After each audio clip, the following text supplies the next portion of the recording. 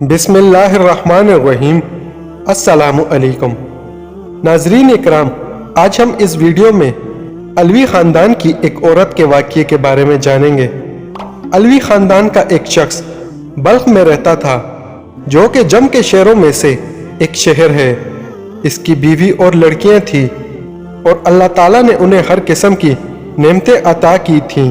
वो शख्स फौत हो गया तो अहल व अयाल को उसके मरने के बाद फकीरी और तंदस्ती ने आ घेरा।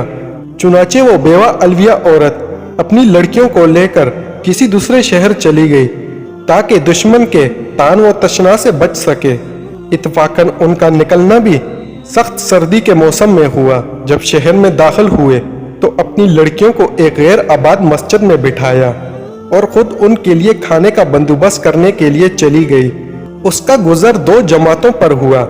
एक जमात तो मुसलमान के पास जमा थी और वो शख्स शेखुल बलाद था, यानी मेयर, और दूसरी जमात एक मजूसी के पास, जो कि उसका नायब था। पहले तो वो मुसलमान के पास गई और उसने अपना हाल सुनाया और कहा कि मैं एक अलविया शरीफ खानदान की औरत हूँ और मेरे साथ यतीम लड़कियाँ हैं जिनको मैंने एक गैर आबाद मस्जिद में बिठाया है और आपसे आज की रात का खाना मांगना चाहती हूँ। उसने कहा, कोई गवाह लाओ मेरे पास कि वाकई तू अलविया खानदान की औरत है। तो उस औरत ने कहा, मैं एक अजनबी औरत हूँ, इस शहर में मुझे कोई नहीं जानता। चुनाचे उस शेखुल बलाद ने मुंह मोड़ लिया और वो औरत शिकस्ता दिल होकर चली गई। फिर वो उस मजूसी आदमी के पास आई और अपना हाल उसके सामने बयान किया कि मेरे साथ लड़कियां हैं और मैं एक अलवी शरीफ खानदान की औरत हूँ, और शेखुल बलद के पास जाने का किस्सा भी सारा बयान किया। वो मजूसी फौरन उठा और अपनी औरतों को भेजा कि इस औरत को और इसकी लड़कियों को मेरे मकान पर ले आओ। फिर उनको निहायत ही नफीस खाना खिलाया और बेहतरीन लिबास पहनाया। जब आधी रात हुई तो शेखुल बलद ने ख्वाब में देखा कि क़यामत कायम हो गई है और नबी करीम सल्लल्लाहु अलैहि वसल्लम के सर पे झंडा रखा हुआ है। एक महल है सरसब्ज याकूत का, जिसके किनारे याकूत के हैं और उसमें मरजान के याकूत जड़े हुए हैं। फिर शेखुल बलद ने कहा, या रसूल अल्लाह, ये महल किसका है? आप सल्लल्लाहु अलैहि वसल्लम ने फरमाया, ये मुसलमान के लिए बनाया गया है। उसने कहा, या रसूल अल्लाह, मैं मुसलमान हूँ। तो आप सल्लल्लाहु अलैहि वसल्लम ने फरमाया, मेरे पास गवाह ला कि तू वाकई मुसलमान है। वो सुनकर हैरान रह गया।